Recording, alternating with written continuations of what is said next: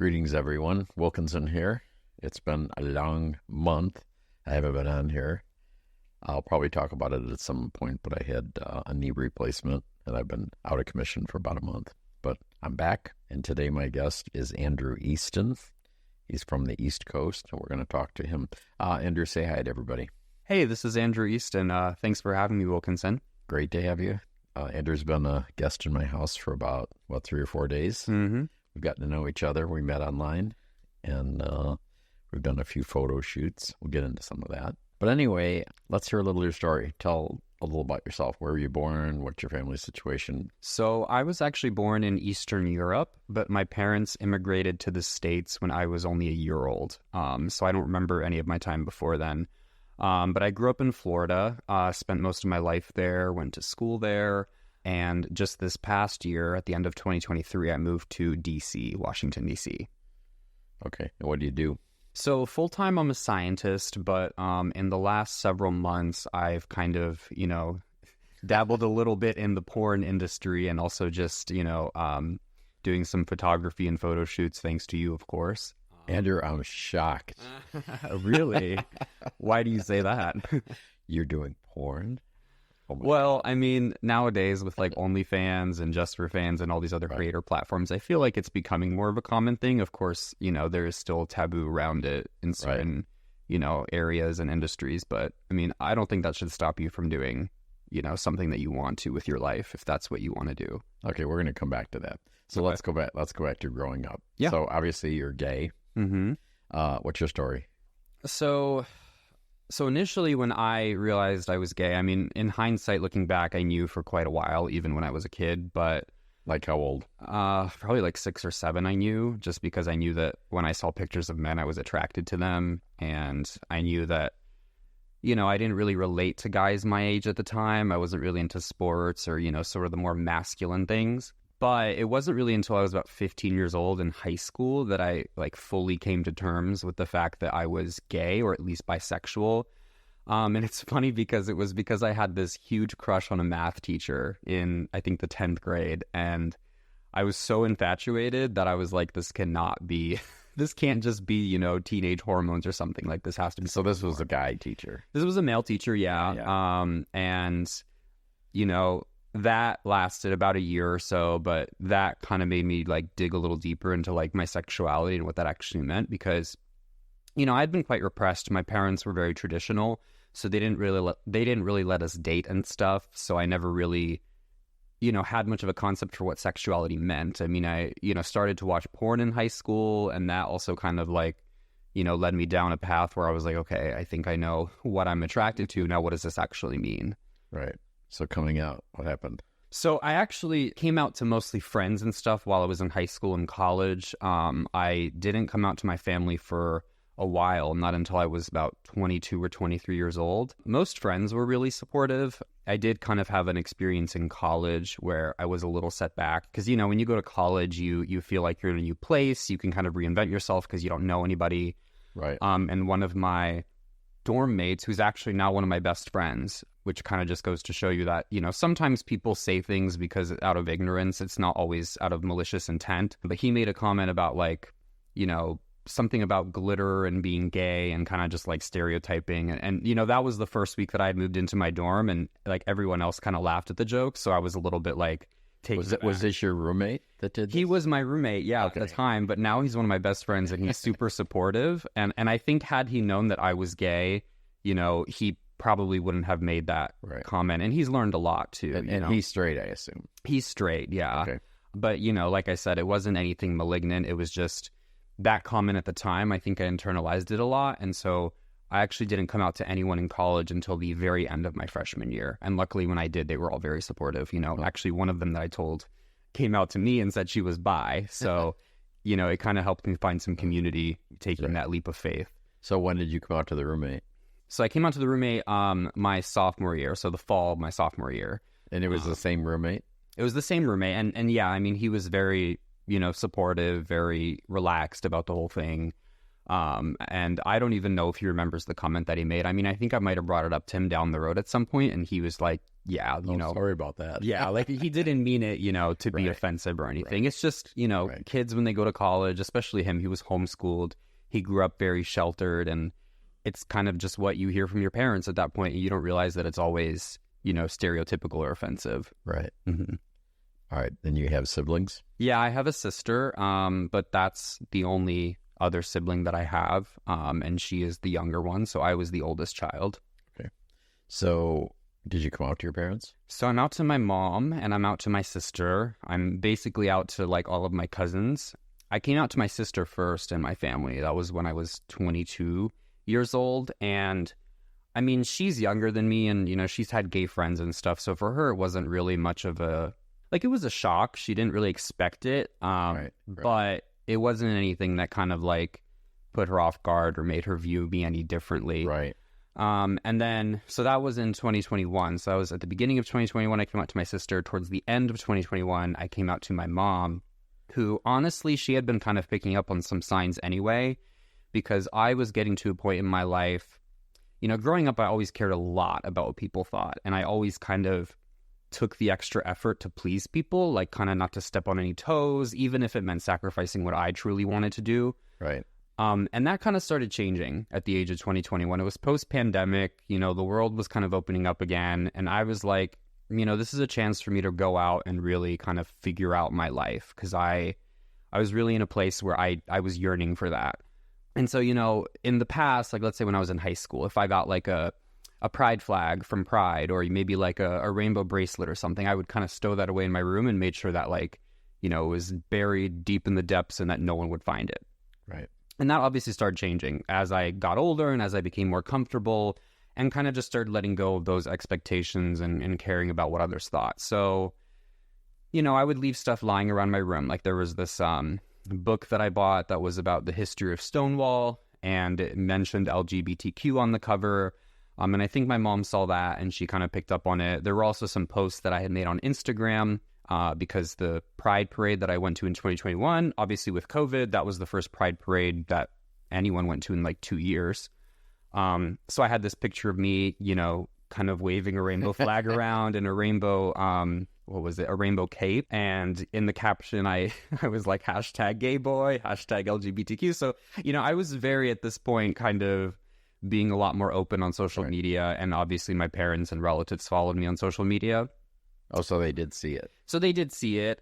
And it's funny because my sister knew at this time, my mom didn't. This was about June of 2021. And when my mom initially saw that picture, all she did was comment. She looked at it and she was like, wow, he's so skinny. But she, at first, initially she didn't even pick up on like any of the gay stuff. But I think as she kind of started seeing it more and more, she started kind of connecting the dots. And so it was, I think late August or early September of 2021, I had gone out to a gay bar. This was in Florida. I was living at home during the pandemic and a little bit afterwards, since classes were still online. Right. But I'd gone out to a gay bar and gotten really, really drunk and came home at like 4 a.m. And what time do the bars close? Where I was living at the time, I think 3 a.m. Wow. Yeah, okay. So we stayed out pretty late, and we also got food afterwards, so that, Okay. had some time. But I got home, and initially I was just really tired, so I kind of laid down on the couch in the living room. But when I got up to go to sleep, I had this, like, really, I was feeling really nauseous, and I had this urge to kind of, go to the bathroom, but the bathroom was too far away. So the closest thing was the kitchen sink. So I kind of, threw up in the kitchen sink. It's kind of a gross story, but, I was also a little bit like really out of it because I was very drunk. So I didn't do my due diligence and clean it up properly. So I think my mom heard, that I had gotten sick because we didn't live in a very big house. And also just, when she woke up the next morning to that surprise. Yeah, she was not happy. So then the next morning I'm in my room and I'm basically hungover as shit. And, she comes in and she starts nagging me about some stuff. I think she was saying that, like, I needed to clean my room, typical mom. You need to clean the kitchen sink. Yeah, and she was mad. She's like, why did you leave the kitchen sink like that? And so, about the cleaning the room, I was like, yeah, I know. I'll get up and do it once I'm feeling better. And she was like, well, why don't I start? Why don't I help you? And so she starts going around and pointing at all my gay things. And my mom, English isn't her first language, so it was kind of cute when she did it. She was like, this book that you have, is this gay? What about this bracelet? Is this gay? And then she just, it's so funny. And then she looks me straight in the eyes and she's like, are you gay? And so I think that was kind of the culmination for her, you know. So she had intent to ask you that. I think so. And to be honest, at this stage, I was planning on telling her rather soon. I would think I was just waiting for a good moment. So in a sense, it was kind of forced on me, but it also kind of made it easier because it, you know, ripped the Band-Aid off. What'd you say when she said, are you gay? Well, you know, I basically, first I told her to close the door because I didn't want my dad to hear, and I'll kind of get into that later. But, you know, so I asked her, what would you think if I was? And her initial reaction was one of just like utter shock. I mean, she just kind of sat there and was like, I don't believe you. Like, I don't know if I can believe you. And I was like, well, why not? Like, I am. So I asked her, like, what if I was? And then I told her I was. And she said, you know, one of the first questions I remember asking me was, where did you get this idea from? And it just kind of goes to show the culture that my parents were raised in was a very conservative one. I mean, Eastern Europe, communism, you know, just that era that they were brought up in. It's kind of like homosexuality is viewed as this thing that's brought in from the West. It's not really something that like is, you know, native to where they live. And if it is, then they view it as like something wrong with the parents. So I think for her, she really started to internalize it and be like, where did I go wrong? Which I know is probably something that a lot of people can relate to. But yeah, I mean, she was just really shocked. And I remember her saying, like, this is like a bomb that's been dropped on me because she didn't even expect it. And again, a lot of my friends, when I told them in high school, were kind of like, oh, yeah, that makes sense. You know, like they had kind of expected that I was going to come out as gay, maybe because they knew me on a deeper level. But I don't think it's that my parents necessarily didn't pick up on things. I just think for them, like I said, they were so entrenched in that mindset where like homosexuality is not a thing in our culture that they just couldn't believe that I was coming out as gay. Was it illegal where they were, I mean, in Eastern Europe? It was at one point in time. I don't know the year off the top of my head, but I want to say it wasn't legalized until maybe the late 90s. Okay. Yeah. But obviously she didn't know any gay people there. No. And I was also the first one in not only my immediate family, but also my extended family to come out as gay. So for them, it was kind of just, I think that's what really made it difficult was I was kind of setting a precedent for them. And how is she today with it?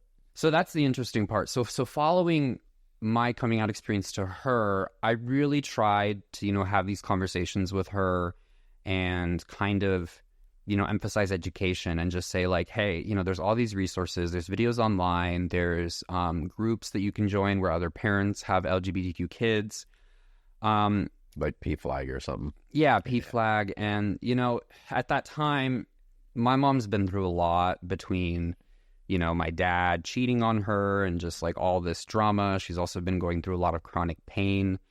So I think she's already been through so much. You know, I tried to give her the resources, but at that point in time, she wasn't very receptive of it. She was kind of saying, you know, I'm not going to do this, which was unfortunate because obviously I wanted to, I love my mom. I mean, she, to this day, I know that she truly loves me and she sees me as her son. But I want her to understand, and I hope that we can get to that point in time where she can begin to understand and at least be a little bit more open to receiving that education. Right. So to this day, it's interesting because I don't really know how she feels about it. I don't bring it up very often because, like I said, she's been through so much. I mean, just this past week when I was talking to her, she, you know, was complaining about her foot and how she's been in so much pain and her job is really stressful. So I don't want to add the extra stress. It's not that I'm not comfortable talking about it, but I just feel like with parents, sometimes when you bring that stuff up, you know, I've kind of put it in my mom's hands at this point. It's like, it's in your ballpark. I think we'll definitely revisit the issue if I get into a serious relationship anytime soon, because then I would obviously want them to know, my mom and my sister, and I would want my mom to get to know my partner and be like, hey, this is normal. This is a relationship just like any other relationship. Right. Mm-hmm. So let's see. Did we talk about your real job at all? Did we say what you were or not? I can't remember. Scientist, yeah. Yeah. Mm-hmm. So you're a scientist. Mm-hmm. That's boring, so we're going to skip that. Okay. No worries. Let's go into your other extracurricular activities. Oh, yeah. I guess you could call it that. Yeah. Your second career. Mhm. Talk about that. How'd you get started on porn? So honestly, it's always been something that's kind of been in my head. You know, I've watched porn for years now, and I think there was something about it that kind of like captivated me. Maybe the liberality of it, how like a lot of these people that do porn, you know, it's not just them doing porn, but they go out and they do these other things, and a lot of it is about just being really open with your body, open to exploring new things, and kind of just, you know, telling society that like this is how we are. I mean, these are humans. You know, it's not. I think the United States especially, they kind of have this like very negative view of like porn and sex work and just nudity and all these sort of taboo topics. So it's really hard to put a finger on what made me want to get into it. I just know that for a while I knew that this maybe is something that I would have wanted to do someday. And I only say maybe because I was, you know, a little bit nervous getting in at first. Obviously, not just because you're putting yourself out there in a very vulnerable space, but also because I am a scientist full time, and I'm, you know, a professional, and I'm also educated. And I knew that in a lot of those spaces, porn and sex work is viewed pretty unfavorably.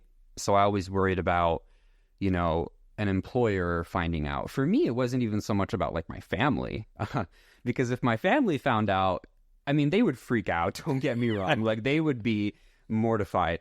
But especially your father, who doesn't know you're gay. Right. My father doesn't know I'm gay, which, you know, that's a whole nother story. Essentially, he's just a narcissistic abuser, and he's cheated on my mom, as I might have mentioned, and made her life miserable for so many years, to the point where she almost wanted to commit suicide. I mean, it was really, really bad. So the reason I'm not out to him is I just don't think there's really fixing that relationship. There's no fixing it. I mean, we've never even really had a relationship to begin with. He was never really a father figure to me growing up. So, you know, my point of view is, why try to fix something that is always going to be broken? You know, it has to be both people wanting to work on something. Right. And so until you see some movement on his side, why bother?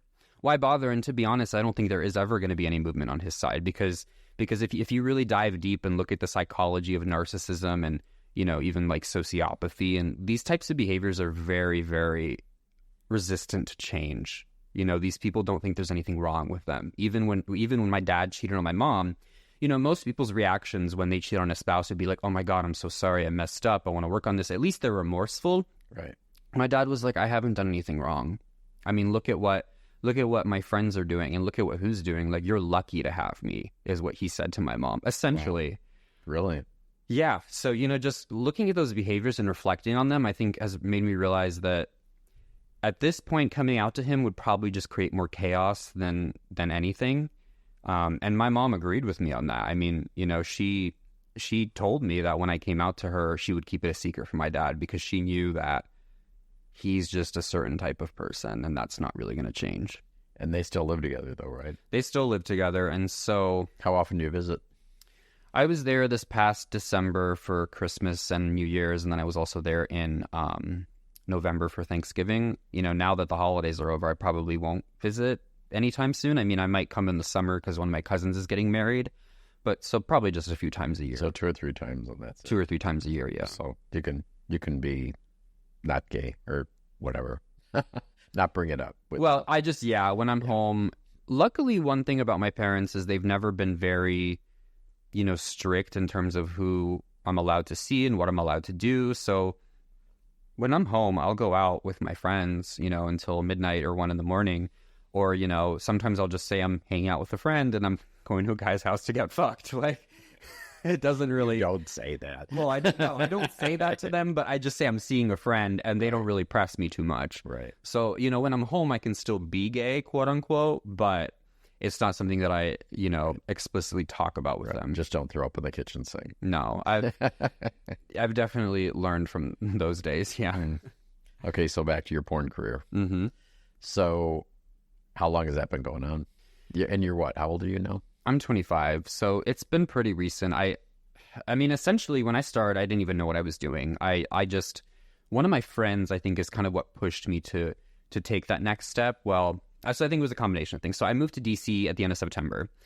So putting that physical distance between myself and my parents, I think really helped, because even though, like I said, they never really controlled me, you know, there was more of this like barrier. You have a buffer. Yeah. I have a buffer so that I don't feel like there's this cloud over me, like watching me or something. Right.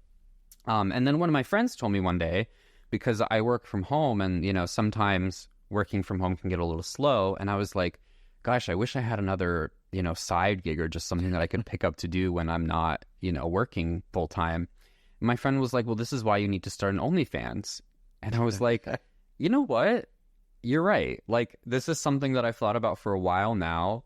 And, you know, I enjoy the fact that, you know, you can be your own boss on there. You can post your own content and decide. And that's why studios are basically going out of business, because it's all moved over to the... Yeah, they cut out the middleman. And a lot of the major porn stars, like, they all have their own content sites anyway now. So I was like, you know what, why don't I just do it? And she was telling me how she did it, and I think... Oh, as a female friend? As a female. This was a female friend, yeah. So she did an OnlyFans, and she just posted on there, like, pretty irregularly, to be honest. And I think she made, like, $500 in a year. So nothing crazy, but yeah, again, it's how much effort you put in. So so for her to not be putting in that much effort, and she said she made that much, she was pretty happy with it. So $500 a year? Yeah, she made $500 in that year, and then she stopped doing it. It was just kind of something that she did temporarily. So I was like, why don't I try it? So I started up the OnlyFans. I, you know, started posting on Twitter and Reddit to kind of advertise and bring in, you know, leads and people that would, you know, view my content. And it honestly ended up going a lot more quickly than I expected. So I started that at the end of October. It was, I think, right before Halloween. We're in January now, and I'm up to almost 12,000 followers on Twitter. And so, yeah, I mean, for me, it was kind of a shock because, like I said, I didn't really know what I was doing. I'm like, let me just post on there, and you kind of learn by doing it. So you see certain posts that get a lot of attention, and you're like, okay, this is what people like to see. So yeah, for me, it's definitely, I'm in the early stages and I'm still kind of learning the ropes. But like I said, so far, it's been, you know, it's been going a lot better than I ever anticipated it to. So you have people paying on OnlyFans? Yeah, I think I have around 60 or so fans right now. And so, yeah. Remember, you got to keep feeding that hungry lion. Oh, I do. They want content. I do. And we definitely, I got a lot more content when I was here in California, because not only did we do the shoots together, but I also filmed with two pretty big porn stars, Adam Russo and Dallas Steele. So you're jumping right into it. Yeah. So, well, and when I messaged them, you know, I was probably only a month on Twitter at that point, and you know, I had watched their stuff for years. It's like I knew who these guys were, and I was like, there's no way they're going to respond, but let me just try it. And I posted a picture, and I was just like, hey, would love to collab, and they got back to me, and so that was really shocking. So I was like, okay, maybe I need to fly out to California in January because, well, yeah. So I filmed with both of them when I was here, and that went really great. So those will be dropping soon on both my fan pages as well as theirs. And then, you know, you and I did a lot of photo shoots while we were here. Right. Mm-hmm. So what I wanted to stick in here was not stick in, but you're in pretty good shape. Were you always in good shape like this, or what? No, that's a good question. So I was actually terrified to go to the gym before I was like almost 23 years old. So I didn't start working out until about May or June of 2021. And I remember that first day where I stepped foot into a gym, I was so nervous. I was like shaking as I was picking up the weights because I was alone. You know, I think for the longest time I was telling myself, oh, I want to work out with somebody, or I want somebody to be there so that I don't make a fool of myself, or so that I don't look like I don't know what I'm doing. But I don't know. Again, one day, 2021, I think, was just a really big year for me to just say, fuck it. You know, like, who cares about what people think? Just go out and do it and better yourself. Right. So you bloomed that year. So, yeah. So I ripped the Band-Aid off. I said, let's go to the gym. And it's funny because when I was in one of my first few sets, the trainer at the gym actually came up to me and was like, can you show me how you were doing that exercise again? I think I was doing like a tricep extension. And I showed him, and he kind of like fixed my form. But he was actually very nice about it. He wasn't like, you know, trying to be snobby or like, you know, kind of, you know, correct me out of, you know, any negative reason. He was just like, And he introduced himself. He said, I'm the trainer. It's nice to meet you. If you have any questions, just let me know. And that actually was really good to feel like, I'm in this environment where people want me to succeed and they want me to do things the right way. Right. And so in the beginning, like I said, I didn't really have much experience in a gym. So I did a lot of the classes with him because he offered group classes. So that's kind of how I learned a lot of the basic exercises. And, I had also done private sessions at one point at a different gym where I kind of was able to build sort of a routine tailored around, my goals. But yeah, now I just work out 5 to 6 days a week. I enjoy doing it. I don't try to really obsess too much about, specifics. I do it because I like it. It makes me feel good. Have you seen your body change in those 2 years? Yeah. So, I was shocked when I first started working out. So when I first started working out, I was less than 130 pounds. I was really at 5'8". So I was very thin. I had, just a very slim build with not a lot of muscle. And I knew that. And it was something I was self-conscious about. So when I first started working out in those, first 2 or 3 months, I saw myself gain like 10 pounds of lean muscle. And so I would look at myself in the mirror and I would see abs and I would see, biceps. And I was like, wow, I didn't think that, I would even see those kinds of results in just 2 or 3 months. Right. Obviously things slow down over time. Your body kind of adapts to, what you do to it. So, now I'm probably up to, I'd say, close to 160 pounds. So, in that time... But that's pretty much muscle. Yeah, well, in that time that I've been working out, almost 30 pounds that I've gained. So, like I said, now it's just something that I really, really enjoy doing. And, the physical results are great, but I also just think a lot of people underestimate the mental benefits that you get when you exercise regularly. So let's talk about your porn again. Mm-hmm. So I'm going to tie 2 things together. You mentioned bringing a partner home at some point, right? Bringing a partner home to your mother. You're like, you might have him meet your future partner. Right. Okay, now you're in porn. Do you see any conflict there? Is there going to be a collision? Between my partners? Yeah, like your partner wanting you to do porn or not wanting you to do porn, or how does that work? I mean, it could be, but the thing that I've learned about life is that there are so many unknown variables. Right. And, I struggled with anxiety a lot growing up, and I didn't even really think it was anxiety until I was, again, around 2021 when I started going to therapy. Right. I actually had a gay therapist for a long time, and that really changed my whole perspective on, everything, being gay, how to navigate anxiety, how to navigate the world. So if anyone's out there listening, like, if you're LGBTQ, obviously you don't need a gay therapist, but I think just being, having someone that is LGBTQ and understands kind of those challenges on a more intimate level, I think, I would definitely recommend. There's lots of online therapies too nowadays. Right. So you don't have to go in person. What was the incentive to going to a therapist? Well, what made you go? I had really bad anxiety to the point where I was having insomnia. So okay. I either couldn't fall asleep at night, or I would fall asleep for like 2 hours and then spend the rest of the night awake. And this was also around the time that I was working out. So it was starting to interfere with my exercise, and I just wasn't feeling right. And I had never had that kind of like crippling anxiety before, to the point where I felt like, I was dying at certain points. So I really, there was no choice for me. And also, I had struggled with mental health in the past. I had a lot of periods of anxiety and severe depression when I was in high school and my senior year of college, to the point where I contemplated suicide a few times. So for me, I had already been through those experiences, and I just knew that I didn't want to keep living life that way. So I was like, I'm going to pay for a therapist. Right. And luckily insurance covered a lot of it. So it wasn't breaking the bank. But I feel like at this stage, you only get one life. And, a lot of people don't even, live their life out as much as they want, because it's, sadly taken away from them. So I think if you have that gift of life, you should utilize it and, get to a point where you can be as happy as you can be. Where do you go from here? What are your aspirations? What are my aspirations? Yeah. Well, I want to keep doing the porn, obviously. I want to continue filming. Do you think that'll replace your scientific job? That's really hard to say at this stage. It might one day, depending on how much revenue I'm getting. But I also think, just knowing me, I enjoy using my brain. I think I would still want to do something where I am getting to use my brain, whether that's on a full-time or a part-time basis. In school, I was very ambitious. I studied a lot. I graduated at the top of my class. I have a master's degree. So for me, I think any kind of education or just any kind of job where I'm getting to make a difference using that education is equally as fulfilling to me as the porn thing. Okay. So I don't want to swing too far into one direction. But like I said, humans are not one-dimensional, right? You know, we can do porn and we can also have a professional career. At least I hope, you know, at this stage, obviously there is a risk doing the porn thing. Right.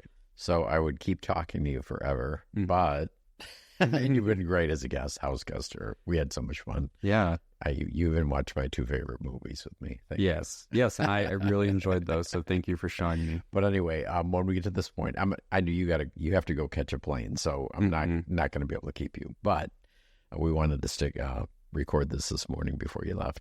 But I always, at this point in the podcast, I ask people, what have you learned in your life? Like, what are some of the lessons? And you're not like 50, but I'm sure you've learned some things. Yeah, well, I think the biggest one that I kind of alluded to a little bit was that you only get one life, so make the most of it, you know. And I know that sounds super cliche, but it really is true. I mean, even if things are going to shit and, you know, it feels like things are hopeless in the moment, things generally do turn around, especially if you put in the effort to try to make them turn around, whether that's, you know, something as simple as just going outside and going for a walk just to get some fresh air. And I know that can be really difficult. But I think, you know, at the end of the day, life is in your hands, so you should really try to utilize that and do what you can to give yourself that life that you want. I think the other thing, too, is just, you know, I think you can spend so much time caring about what other people think, and I think that's something that I look at my parents, too, these days, and they're so caught up in their culture and what other people think of them because it's a very kind of communal way of living. Right. And I just think it's sad. I think that people, you know, they spend their whole lives kind of ignoring their passions or interests, or maybe, you know, doing what other people want and ignoring, you know, some of those desires that they maybe don't even realize they have because they've never really spent that time to be thoughtful and think about, you know, what it is that they want. And so that's another thing I've learned is just don't put so much weight into what other people think, because at the end of the day, you know, you are the only person in this life that is guaranteed to be with you. Right. At the end of the day. Right. You're a great guy. Thank you for coming in here to my little podcast room. Mm-hmm. I really appreciate it. Thanks for having me. I'm going to consider this part 1 when you come back. Oh, yeah, we'll definitely do the second You're going to be back one of these days, and we're going to do part 2. Yeah, I will come back to this beautiful place called Palm Springs. Thanks for coming in, Andrew. Yeah, of course. Thanks for having me.